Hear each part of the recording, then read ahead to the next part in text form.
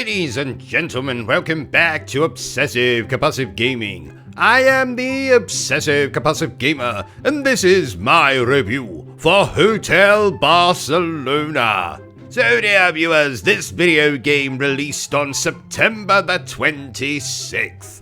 And just like that beautiful bearded bastard Bertrum, you're probably wondering, what is this? Hotel Barcelona is a 2.5D parody of the slasher horror movie genre that comes to us from those two oh-so-talented but also crazy bastards, Suda51 and Swery. Suda51 is responsible for such amazing video games as No More Heroes, Lollipop Chainsaw, Killer is Dead, amongst many others. And Swery, well, he's the genius behind Deadly Premonition, one of my all-time favorite video games. But is Hotel Barcelona any good, I hear you asking? Well, let's find out by reviewing this video game, the only way I know how. Badly.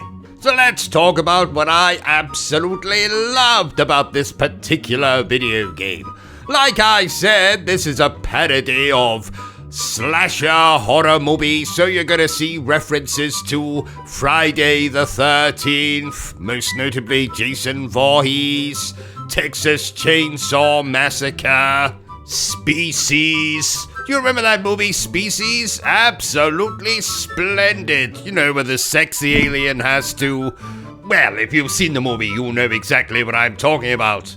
And if you've not seen the movie, well, you'll probably think I'm completely crazy. And I won't disagree with you there, dear viewers.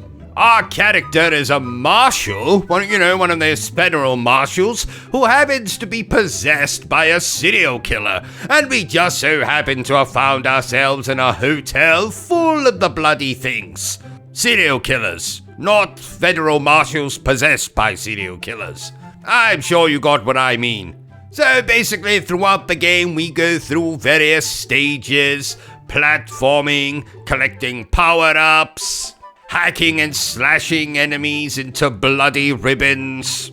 Now, the game has some kind of sort of roguelite / Souls elements. So basically, if you die in a stage, a memory of your past self is born. So when you retry the stage, you'll see your previous self, who will play alongside you in the stage and can even do damage to enemies.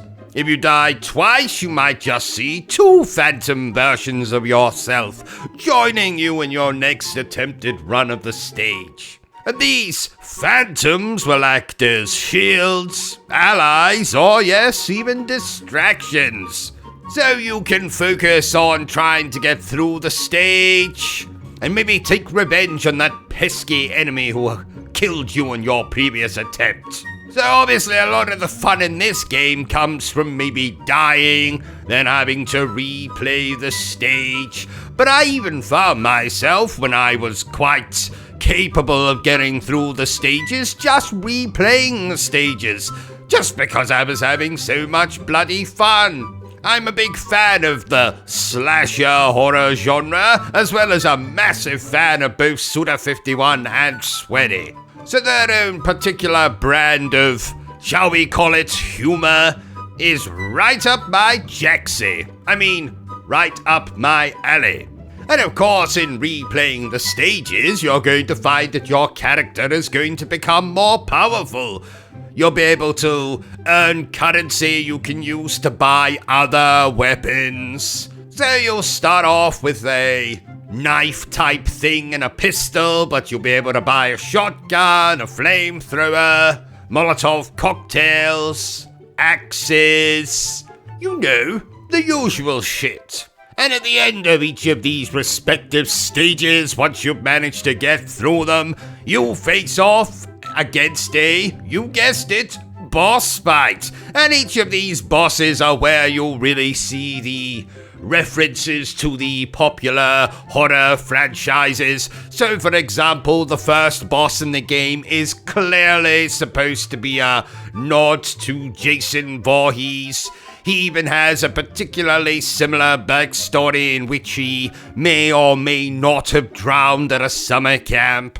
The second boss is a riff on Leatherface from the Texas Chainsaw Massacre, and so on and so forth. I don't want to give everything away. I want you to spot some of these little surprises and Easter eggs for yourself. Overall, I had an absolute blast with this video game. No complaints here.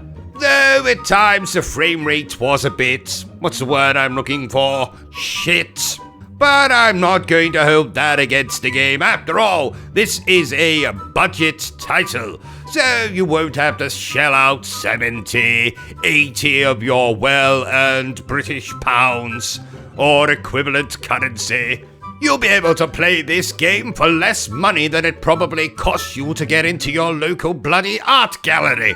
I tell you, these art galleries ripping people off these days. I remember the days you could walk into an art gallery completely free of charge. Not only that, you wouldn't have to wear any clothes. They were completely voluntary. But nowadays, no. You've got to be fully dressed to come into our art gallery, Mr. Crowley.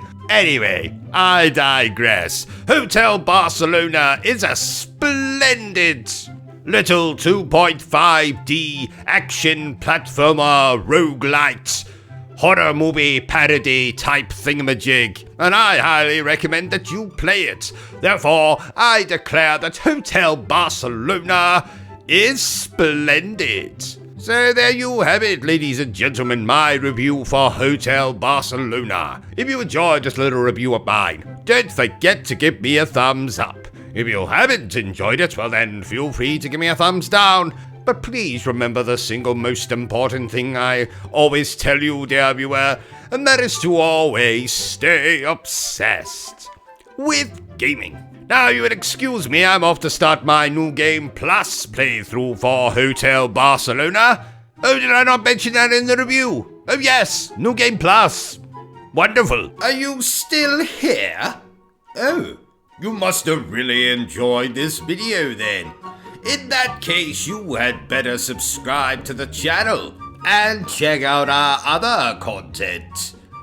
Otherwise, you're a booby pants, and no one wants to be a booby pants.